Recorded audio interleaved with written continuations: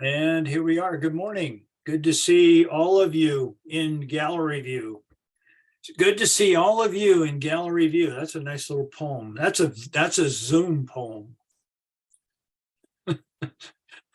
That's a dad joke. Well, we're in week 162. We're moving through John and John 12. And this morning I labeled this one Human Dance. And what's behind that is I believe in tune with what John's intent is within the gospel, as I understand it. I think there's a lot of latitude there, but I think he is directing the first century audience to how to think about Jesus in their lives. And of course, a big part of that is to explain how humans, how we live, how we live, how we treat each other. And I think that that is a major emphasis in what John's attempt is. And so naturally, we're seeing various people responding to the person of Jesus in a multitude of different ways.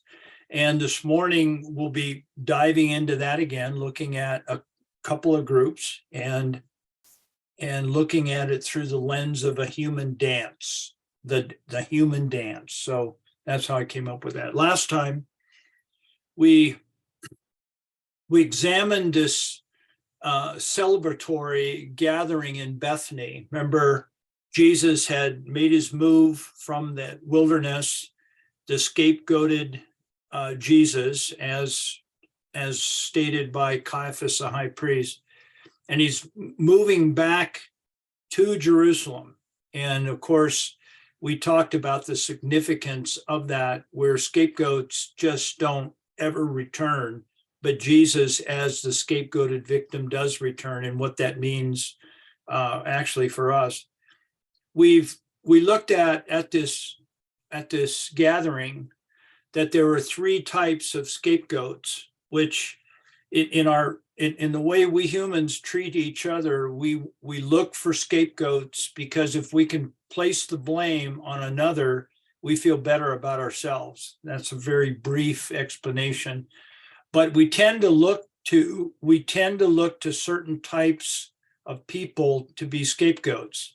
And there are three of those represented here in this text. One is Jesus was, quote, different, whatever different means. And that's a type of a person who's a target to be a scapegoat, a different kind of person.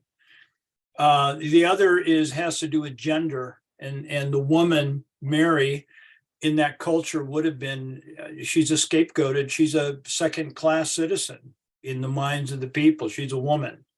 And because she's a woman, she is in that category. The last is the poor. And the poor are a classified group of people which often find themselves in a scapegoated class. So that's what we talked about last week. We then took a close look at Jesus's response to Judas's criticism in regard to Mary's act of anointing.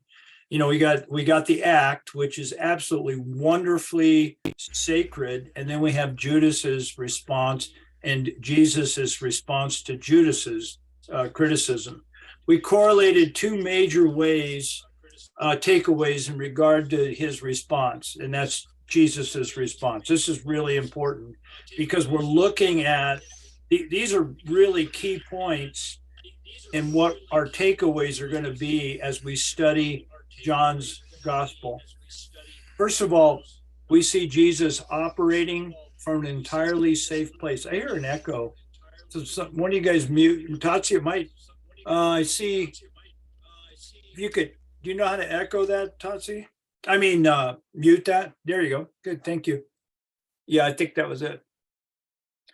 We see Jesus operating from an entirely safe place. That is so critical, that everything that we see Jesus doing from here on out, well, everything we see Jesus doing throughout the gospel is from a self-proclaimed and real safe place, his relationship with the Father. That is huge. And because of this, he's able to break the silence. He breaks the silence here in this lesson we had last week, because he spoke out on behalf of another scapegoated victim. Here's my point, and I actually experienced this week in listening to some people. I think I've got this theory, and I'll just bounce it out here. I think we as people tend to either initiate the scapegoat process through placing blame, or we tend to assume the role of victim, the scapegoated victim. And I saw that displayed this week, because I think listening to people, and when I identify it myself, I will tend to complain and moan to everyone around me, except to those who really matter. And that is a victim type of mindset, where I will moan and groan and complain, but I don't want to go to the person I have the beef with. Does that make sense? And I think we assume that role. I think we take that victim role as part of being in our human condition. So what I'm looking at is, in the scapegoat, this whole scapegoat thinking, there's the initiator of how we treat people, what we induce on others. And then on the other hand, there's those receiving, those who are the scapegoated victims tend to take that role, and they operate out of silence. Breaking the silence would mean going to the right person and saying, listen, I feel terrible. I feel silly, but I'm feeling frustrated at this point, and I'd like to talk about it. I think that's really hard for us people to do.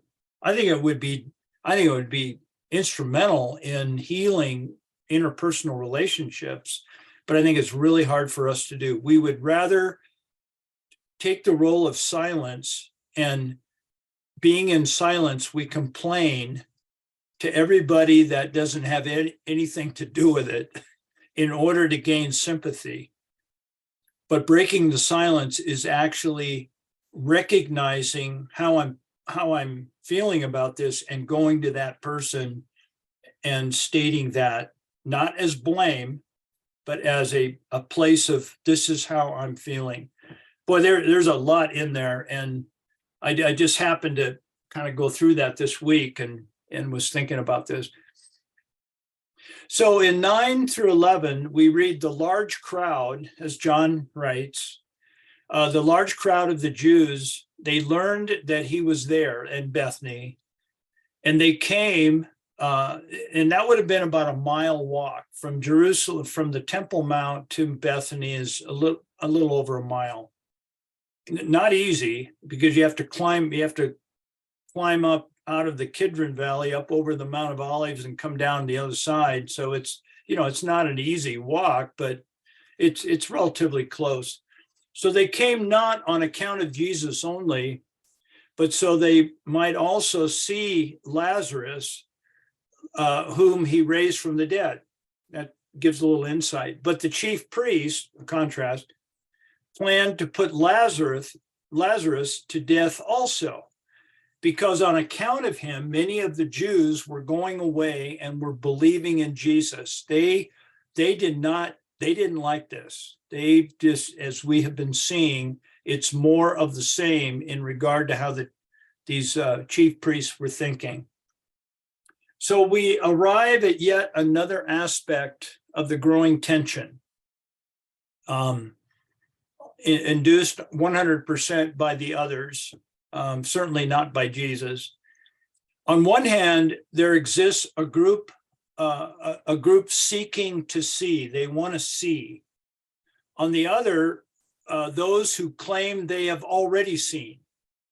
Those would be the chief priests. So we got seeing as a common denominator. One group, they're wanting to see what happened. The other is they claim they already got it. They've already seen it and they're acting on it.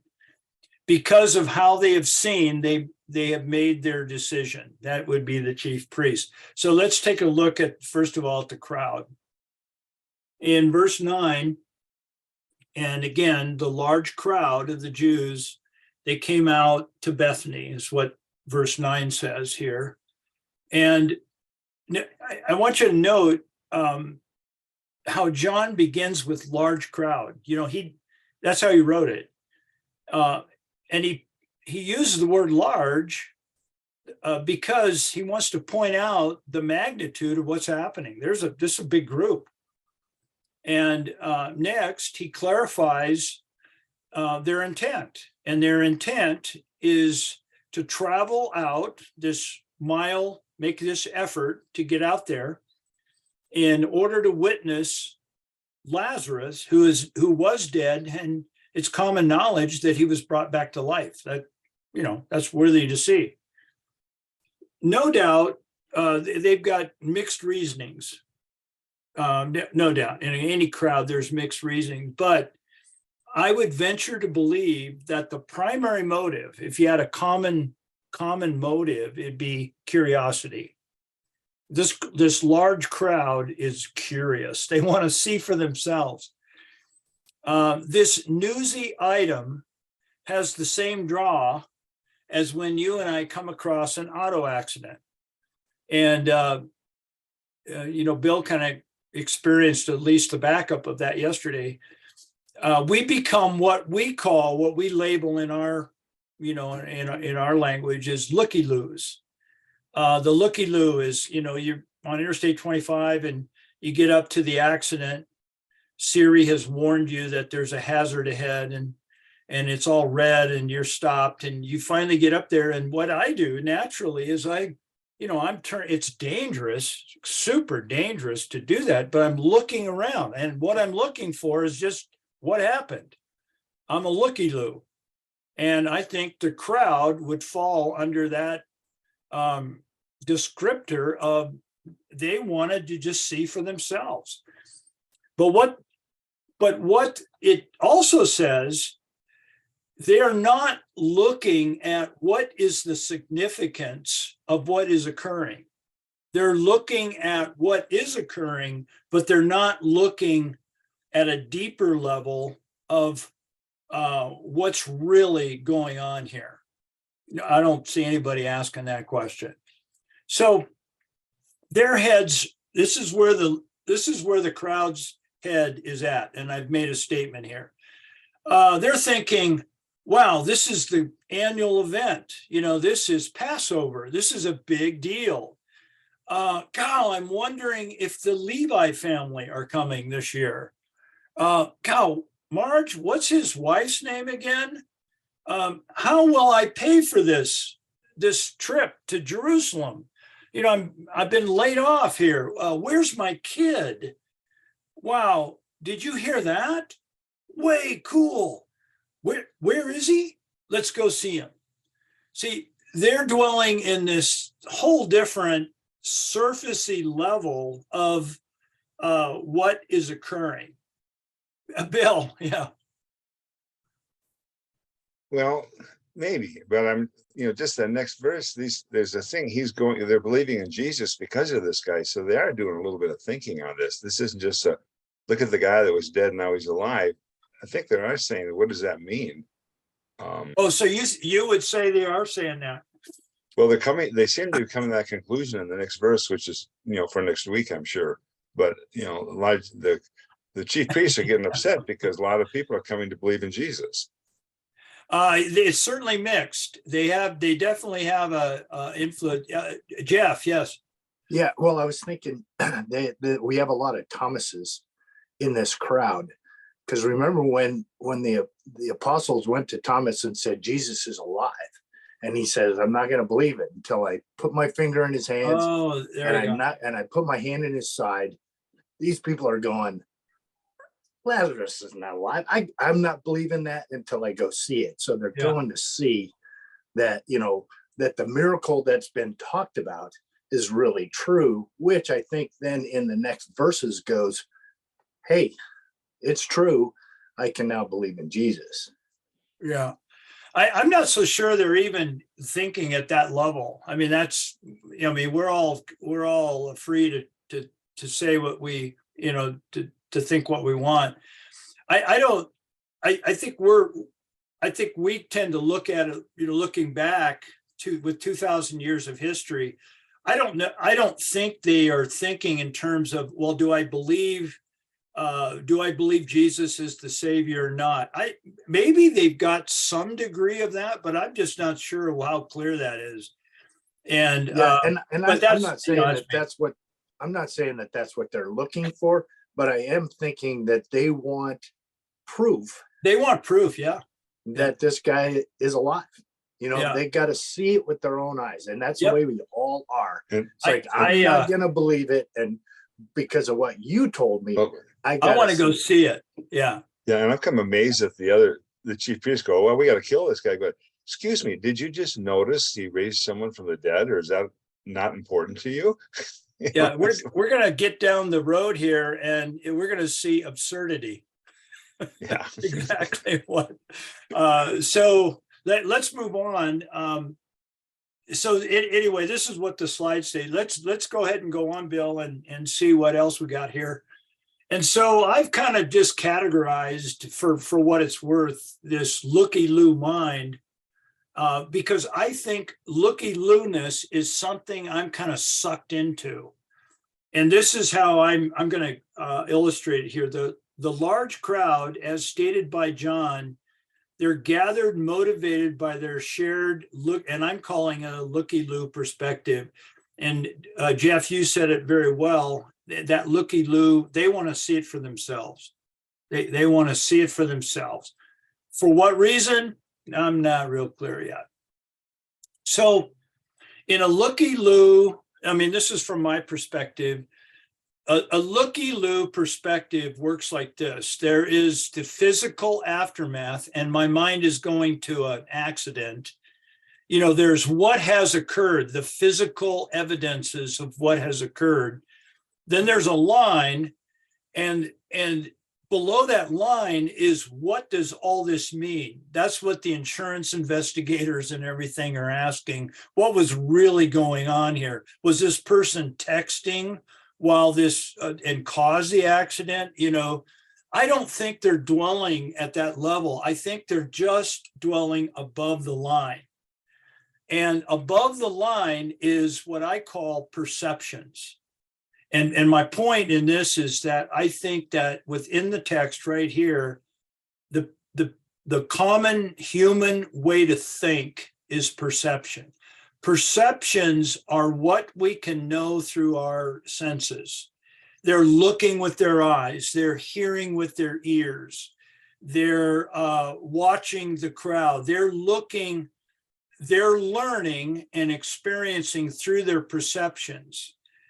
But the degree by which they're taking those various perceptions and processing those is up for grabs. And the reality is there's a whole area of that they are unaware of. And I think that this is part of being human, this subconscious. Now, if they were, this is how I view it. I mean, again, right or wrong. I think you and I are dwelling in this realm of perception every day. I mean, just looking at this story, how these well-meaning, I think they're well-meaning religious people come up with what they do is mind-boggling. It's absurd. And it's because they're not going deeper. They're just looking and processing things the way they want to. But I think that true consciousness occurs as we're able to really start putting those things together. And I think that, I also think that for whatever reason, in this case, the crowd, all they want to know is what happened. That's all they're asking. Their heads are at this level. And that's why I come up with the idea they're being prompted by their perceptions. But there's a whole nother layer underneath that they're not asking, what does all this mean? I don't see that in the crowd. What's really going on? So what's true of looky-loos? I came up with 3 points, and we're looking at the looky-loos as the large crowd. The looky-loo mind, it's something that I get sucked into through some event. You know, something happens and I just, like a bug on a light bulb, I'm there. And my mind is processing what happened. Or, what's going on here. Looky-loos are only interested in what they can know about the physical aftermath, that physical layer, as learned through their senses, sight, touch, smell, feel, so forth. And looky-loos are not interested in what they are being influenced by. No one is asking that question. They're not asking what is really going on. Now, again, that's from my head, for what it's worth. So now we switch, or now we switch because John switches. And John quickly transitions to the temple leader group, who, these people they're like, but they're unlike. In this case, they're unlike the large crowd because they're fully aware. They are entrenched in their own mission. They have a mission, a declarative mission. They know the enemy, and the enemy must die. They got that. And they are being driven by their own intent. And it's powerful to have an enemy. Very powerful. We know that after 9/11, the next day, the flags came out, and the cohesion that occurred after 9/11 was astronomical, of how we now had an enemy, and we were able to identify that enemy, and that brought this cohesion together. Well, that's a truth, regardless in the negative or in the positive. A common enemy tends to bring people together. And because they have an enemy, they're thinking as a group, they're focused. They got clarity. Now, the clarity happens to be super wrong, but they got clarity. They interpret matters through their own self-created, and they've got what I call a bogey construct. They know the bogey. Jesus is the bogey. And that's how they're looking at everything that's occurring. Where is the bogey? What is the bogey doing? Lazarus is connected to the identified enemy, Jesus, through, you can guess it, association. Lazarus knows Jesus, and so he's guilty. This is interesting. This is true, even though Lazarus has nothing to do with what has happened to him. Him being resurrected from the dead, he was a dead person, and he had nothing to do with it, but yet he's guilty. Wow. That is amazing. Their jointly held perspective, Lazarus is an enemy because he's associated in their heads to Jesus. In their minds, since he's connected to Jesus, Lazarus needs to die also. Absurd? Absolutely absurd. God, this is just, we tend to label the temple leaders as the bad guys. They're human guys. They have invested their life from their heads, the betterment of the Jewish people. These are, let's call them, well-meaning but super misdirected religious leaders in their community.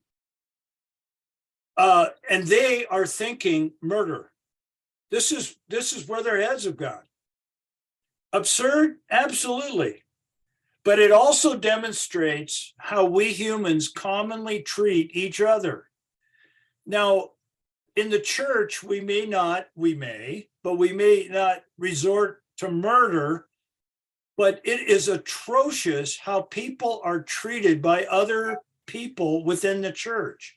If they disagree with me, they are out. Let's get rid of them. And it's happened since the beginning of time. Here we observe the scapegoat mechanism in full bloom. And I think it's core to what John's talking about. So here's an illustration of the temple leaders. They believe that okay, this is where they're coming from. They believe that Jesus' gain equals their loss. I mean, have you guys ever thought that you hear of a news of someone that is moving ahead and whatever, and there's jealousy? That's a scapegoat way of, I've done it. Or on the other hand, you hear of a person who's had a demise and you somehow feel good about that. That's also scapegoat thinking. I think it's so ingrained in how we think. And this idea that if someone can be moving ahead, somehow I interpret that as a loss for me. That is screwed up thinking, but it's human thinking. Yes, Jeff. Well, and an illustration that comes to mind, and what I'm thinking here is these church or the synagogue leaders want to get rid of Lazarus because he is evidence of something they don't want to come to light. They don't want people to believe that Christ is the Messiah. Now, here's an example, as skewed as it may be.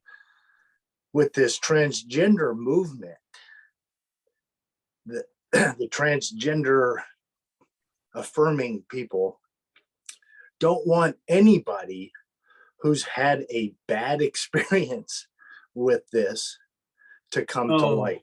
Yeah. They do not want somebody saying, man, this is a bad idea. I tried it. My life is now ruined because I did this. So they're trying to get rid of any evidence or they're trying to hide any evidence that goes contrary to their beliefs. And that's kind of the way we are sometimes in the church. That's the way we are as human beings. Yeah. Anything that challenges our beliefs, we want to suppress, we want to hide. We don't want it to become evident like they were saying. They did not want this evidence, Lazarus being alive, to kind of be used as proof that Christ is who he said he was. So they would need to get rid of it. And we try to do the same things in our lives. If we don't believe, or if we believe a certain way and something comes to light that challenges that, we want it suppressed. And it doesn't, very good way to say that, Jeff. And it doesn't matter whether it should draw us into communication, into dialogue. Am I seeing this correctly? But we'll do anything to defend our position up to the point of murder here to a guy that had nothing to do with it. Yes. Bill, yes, comment. Well, this is another word for this is bias confirmation, Yeah. and you once you've made your mind up about something, you look for stuff that supports it, and you file that away, and stuff that doesn't goes off your back like water off a duck. You just don't hear it. And it's all of us carry that. I think I mentioned one little video one day that one of the greatest acts of loving is listening to people with whom you disagree. And sometimes it has to be in terms of reading with people who you disagree, but bring everyone to the table, and because they're not they didn't come out of nowhere. They have a reason for why they believe. And so what does it tell me? And so that's kind of like, I hate this idea of people pushing democracy off to the sides when everyone can't be at the table, telling you what they think, but it's not happening. It's just the polarization is this perfect example of bias confirmation. And to Jeff's point, no one's going to listen to people who disagree with you or raise opposition to you, either side. I mean, it's really poisonous. It appears the intensity of this in our culture seems to be getting more intense.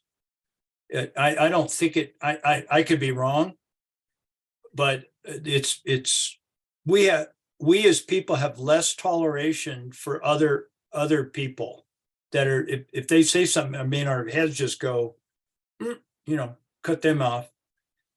So what's underlying this here is a perception that when they hear good reports about Jesus, they interpret that through bias confirmation that means they could lose their jobs. And they don't want that, of course. Thus, they fight, they dig in, and they're fighting for their gain. And they've come up with a way to do that. So here, that's the basic idea. And here's an illustration. So we got temple leaders, and I came up with this idea just to illustrate it, that the temple leaders are in a position of what I call unstable human footing. Now, just think about that in the physical sense. When you're on unstable ground, it affects everything about how one thinks, how one acts, how one treats others. It's certainly a very frightening place to be as on stable ground. And they are there. Let's see if I can get this drawn here. They have put themselves on unstable ground. Nobody put them there except themselves. And it's through their perception that we've already looked at with the two lines up there above that creates this mode, a basis from which they're seeing everything. And because of that, when they look to Jesus, what they see is threat. That's what they see. When they see Jesus, they see threat, because the presence of Jesus in their minds, it equates them losing their job, and they don't want that. In like manner, they see Lazarus, who they don't even know, and they see him through the person of Jesus. Jeff, you said it earlier. They see Lazarus connected to Jesus, and because Jesus is a threat, Lazarus is a threat. And so what they come up with in this way of unstable thinking, we get rid of. This is how human beings treat each other in the church and out the church. I mean, it is a human problem. When I disagree, I get rid of you. Think about it in our own experiences. As I've entered conflict with my spouse, I got to win. I got to be right. I got to, and I don't want to hear about it. I want to walk away. I want to do all these negative things that just detract from understanding, because it's in me. I think it's going to be within me until the day I transition. Scapegoat mechanism is what we're seeing. We're seeing this, and Rene Girard put a word to it, or a name for it, and so that's what we're calling it, is scapegoat mechanism. Now, I had a thought. I want to just say this, and I put it in here because on the flip side, when we take the person of Jesus and what he said about the greatest commandment, think about the greatest commandment from this perspective. Jesus said the most important thing, and he wraps it all together into one. The most important thing is for you to love God with all your heart, mind, and soul. And I would add, and that is demonstrated, folks, through how you treat others as yourself. Here in the West, well, from my Christian perspective, we have not placed enough or adequate emphasis on how we treat each other. It's about doctrinal, what we would call doctrinal purity, but I think we have a lot to learn through the demonstration of true faith is demonstrated through how we treat others. I don't think it's self-improvement. I think it's through the person and the presence of Jesus here and now. I don't have to live like this. And I think what he's going to be doing on the cross, it has a huge statement about releasing people from the power of this scapegoat trap that we find ourselves in over and over again. So that's, I got kind of medley there. Summary, we've examined two very different groups. However, there exists a commonality between the two. And we got our little illustration down here below. Here's number one, that crowd, they're motivated by curiosity and they're driven to see for themselves. Some may desire to settle the matter. Others only desire to see. I'm not sure about that. You guys came back with the idea that they were there to make a decision. That could very well be true. I don't know. And I'm kind of making room for both of that.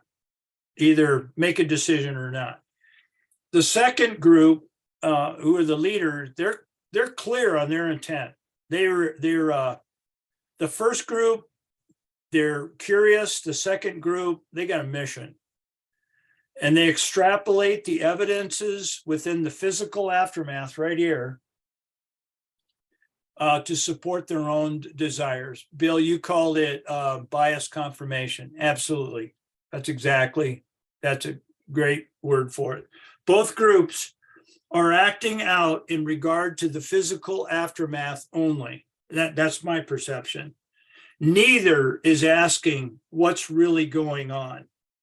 You know, Jeff, to your point, with your example, why is it so hard for a group, if you're trying to, why is it so hard to take a negative comment that might put my belief in suspect?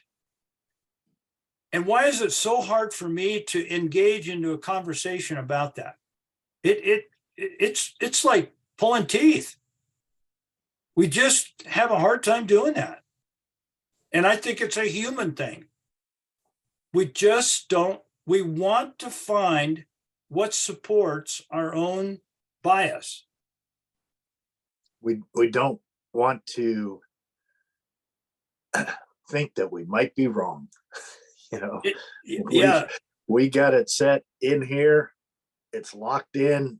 I believe this.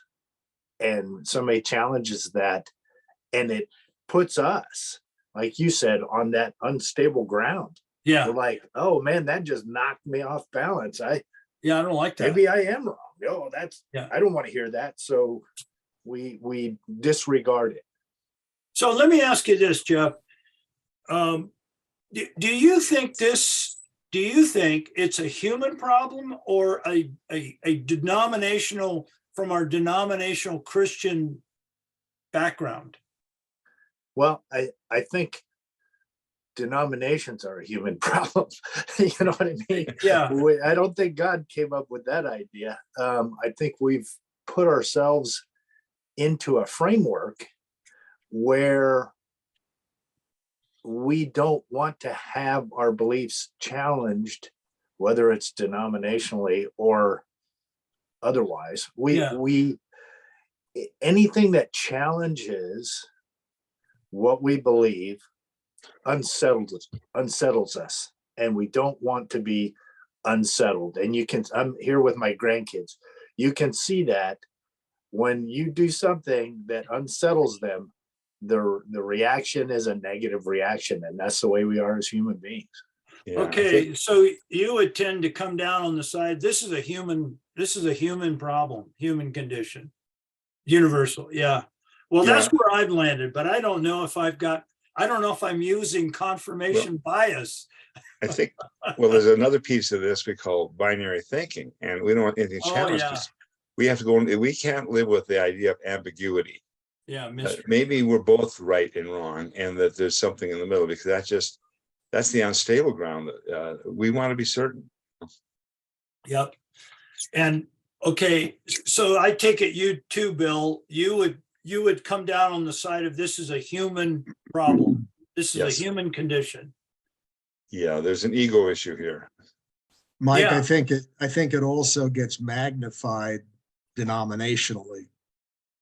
Because you get drawn to a group that sort of naturally, organically flows with your way of thinking. And if you're like Bill said, if you're a binary kind of guy, you want yes to be yes, no to be no, and nothing in between. There are denominations that would accommodate you, that this is what it says, this is what it means. There is no shade of turning. This is it. Yeah. And it appeals to you. And if you have somebody who's a little more what we now call progressive, who is saying that, well, maybe it's both. That's like talking Martian to somebody that's binary. How could it be both? How could A be not A? Yeah. I mean, it doesn't even make any sense. Yeah. But so there are Yeah, that's true. political groups, there are denominations, there are organizations that appeal to a certain way of thinking, and it amasses that type of a person, you know. So I think, like you say, it's both. It's the human condition, but it's not all humans. Humans break up into groups, and then they Yeah. join organizations that accommodate their natural way of thinking. Yeah. All right, That's good. political. That's political as well as denominational. Yeah, I mean, I think of where I was thinking, I don't know if it's appropriate, but I was thinking of when Jesus healed the man born blind, and they went and interviewed the guy, and they say, who is this guy that healed you? But others in the crowd said, that's not the same guy. He just looks like him. Yeah. Like, how absurd can you be? I mean, that's just what is this? His doppelganger, you know, it just looks like him. You know, they brought in a stooge. Well, that came out of their head. Yeah. Vincent brought up an interesting point, though.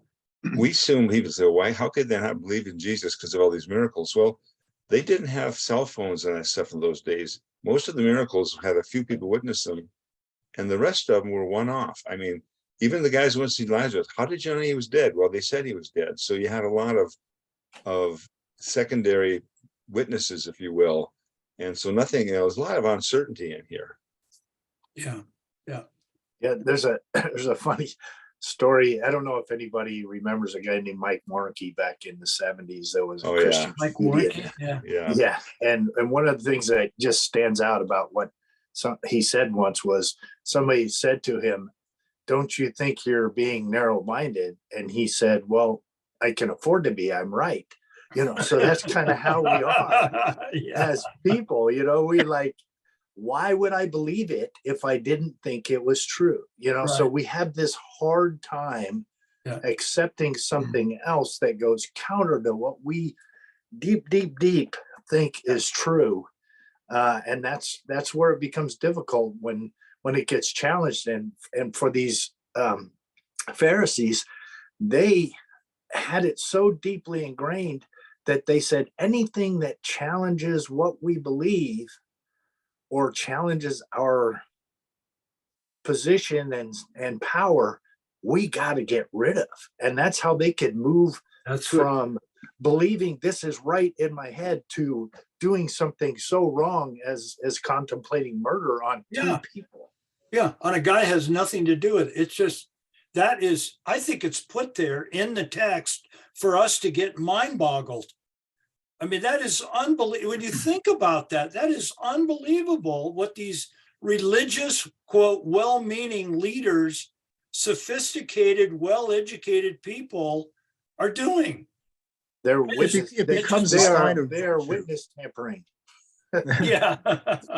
It becomes a sign of virtue, you know, looking at you know, if you're not from that camp, you look at it, you say, it's silly. How could this blind man not be the same guy? He just looks like him, you know? Yeah. That's ridiculous. But if you could be so adamant in your beliefs that I am fully persuaded and nothing will shake me from this, and I'm on solid ground, and all of the sayings that All of like the verbiage. Yeah. all of the verbiage, and it becomes, look how convinced he is. I wish I was that convinced. This Yeah. is great, but it's not great. Yeah. It's not great at all. You It's know, not it's, great. it's like you're inflexible, for goodness sakes. Yeah. You got to have some room that there's a possibility you're wrong. Yeah. Yeah, that's exactly right. Now, we're spending a lot of time on this, guys, and I'm proposing the reason we're doing that is it's because where John is taking my understanding, where he's taking the gospel. I think what Jesus is going to show us through John's gospel account, he's going to free us from this thing. We don't have to live in this maddening way of treating each other, Great Commission stuff.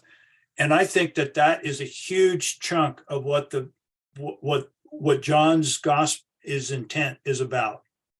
Now, I know that I've had to process that in my own, that whole idea, because I tend to think about Jesus dying on the cross as, excuse the verbiage, a magic pill that I take through a prayer, and then I become good. I was bad and now I'm good. And guys, I just honestly, I just don't see it like that anymore. I just don't see it like that. I think what Jesus did on the cross is absolutely amazing and extremely significant, and a one-time event that has effect whether I believe it or not. And I think that we're seeing the problem, and we're seeing what Jesus is going to do to free us as human beings so we don't have to treat each other like this anymore. So that, another preaching session there, sorry. The other group, we got one group motivated by curiosity. We got the other group who's identified an enemy, and that enemy gives them focus. That identified enemy gives them focus and cohesion and power. Now, this is what I want to discuss. We got like 10 minutes. Now, during the session, and Jeff, you mentioned it, this idea of unstable footing.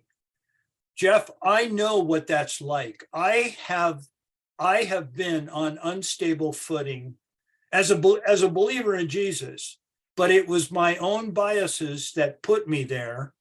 And so I know what it's like. And I'd like to know from you guys' perspective, what has been your experience with unstable footing? You know, how have you encountered it, either on the giving or on the receiving end? You know, how do you identify it? What does it feel like? What does it look like? How do you think? Let's talk about that. What advice would you give the rest of us? You know, just from this one aspect of our time together. Mike, you said it earlier, that Christ's command was to love God with all our heart, soul, mind, and strength, and to love others as ourselves. Wow. So when I compare my thinking to how that drives my actions as regard to those two things, that one greatest commandment, that can have a real impact on whether or not that thinking is right or not. Okay. If my thinking drives me to treat others in a way that is displeasing to God, then my thinking is wrong. So I have to take that comparison and say, what does my thinking do in regards to how I treat others and how I love God? If it has a negative impact, then my thinking is wrong. Yeah. In other words, we can excuse, I can love God, but I can have issue with my neighbor. But Jesus is putting them together as this is a package deal. Yeah, that's what you're saying? Yep. Other comments on that?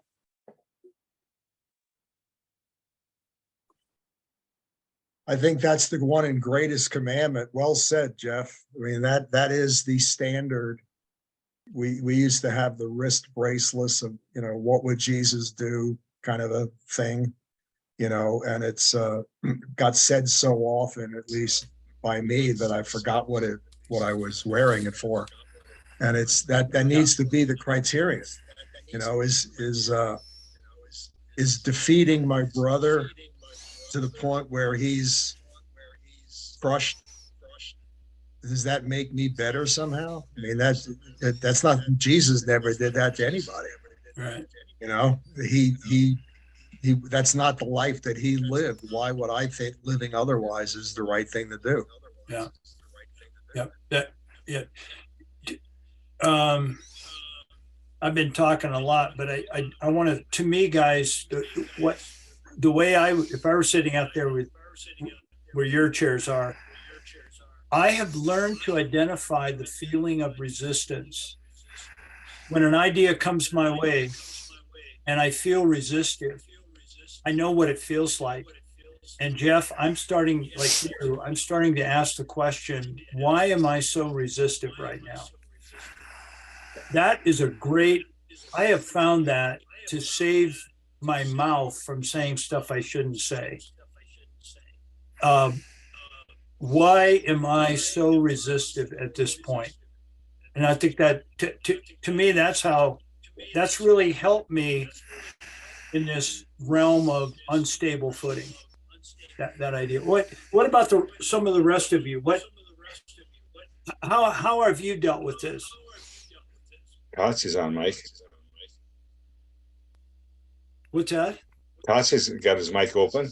Yeah, Totsi, do you want to talk?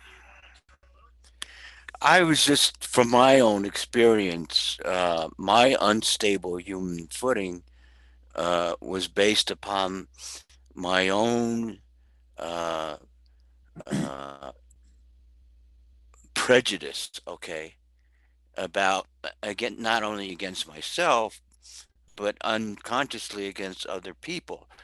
And, during the civil rights movement, I had a lot of friends that were very active, and they questioned me about why I wasn't more involved in that movement. And probably when I look back at it was because of my own, prejudice against myself in terms of being inferior to the white, and it carried over to be applying it to black people. So even though I was not openly prejudiced against black people, there was this unconscious feeling that I had, and I don't think I really came to grips with it until I was saved, okay, Wow. and recognized that I had to turn it over, this feeling that I had, and embrace Jesus's love for all people. And until I think I really understood that, and it took me a while, even after I was saved, Sure. to get rid of that. So anyway, So are you saying, sorry, I didn't want to cut you off, but I have a question for you. All right, Yeah. Can I ask you a question? yeah, What I hear you saying is that during that time, you turned inward and you were prejudiced. You turned prejudice towards yourself, but I don't hear you saying you turned anger towards the white established American government that did this to our Asian Americans in the United States. I don't hear that, but I hear you turned it. Is that true? Is that? and yeah, it's more like I'm justifying it, okay, in terms of in a way how they treated me, okay, in the sense of I didn't get overly bitter, I wasn't placed in one of those camps, okay, and Yeah. and I ended up actually, being commissioned in the U.S. Navy and supporting the government and, Yeah. you know, being very positive that way. So, you know, I hate to tell you how screwed up I was. Well, Uh, and I think I that think you're it says, normal. so anyway, my only, what advice do I have is I should say we need to turn those types of things and my own um, whatever shortcomings over to the Lord and embrace what He gives us in terms of you know, we don't have to make those judgments. Yeah. Yeah. Those we need to just turn those judgments and not be judgmental and turn that over to Him and Yeah. and stop being judgmental ourselves. So, Thanks. and I think that's what happens no matter what you're dealing with in terms of your Yeah. Anyway, that's my thoughts. Yeah. Thank you. Well, it's 8 o'clock. And you know, John, it's just because of our tradition, it's just hard for me to close without you saying anything. But do you want to pass today, or do you have a closing comment, John? It makes you uneasy, huh? So this It does. I don't know what to do with that. Unstable human footing is just that. It's a human condition. And in our journey to follow Jesus, I think every day, you know, when we lean to the human side, it becomes unstable. So there's every day, you know, if you think for a couple minutes, you could find a lot of things that are unstable. I saw a title to an article, and it caught my attention. It says, "Stop caring so much about what your wife thinks." Huh. Stop caring so much about what your wife thinks. And I thought, that is hilarious. Men would look at their wives, right, or women, and go, "What are you thinking?" And you know, the wives are looking at the men going, "What are you feeling?" Right? And it's two different worlds.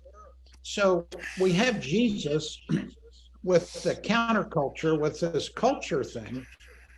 And you know how people get all upset about, women get all upset about the verses in Ephesians, "Women, submit to your husbands." And of course, they just freak out at that, right? But the rest of the verse says, "Husbands, you know, submit to your wife as, you know, Christ to the church," right? I mean, it's all conditional on, it goes, what comes around, I guess it was Jeff saying, you know, the great commandment, you know, love God first, and then love your neighbors yourself. And you pull these together, and I don't think you can undo them, but we tend to major in one or the other. Yeah, we do. And so Jesus says, "Hey, I got a new commandment for you. Add it to those. Love one another as I have loved you." So they both, all these things must stay together for us to have any kind of a stable human footing. Yeah. And if we're not, if it's just a thinking thing, do we have all the right thoughts together? Right? Then I think that's only a piece of it. Right? We get hung up on, you know, be not conformed to this world, be transformed by the renewing of your mind. And we want to live there. Men want to live in the thinking world. And Jesus, that's part of it for sure. Yeah, the rational stuff is part of it, but it's much more than that. So, and it really comes down to when I am in conflict. How am I thinking? How am I reacting? What is going on? Guys, thank you. Thank you very much. And we'll see you next Wednesday. Have a good week and see you again. See you guys.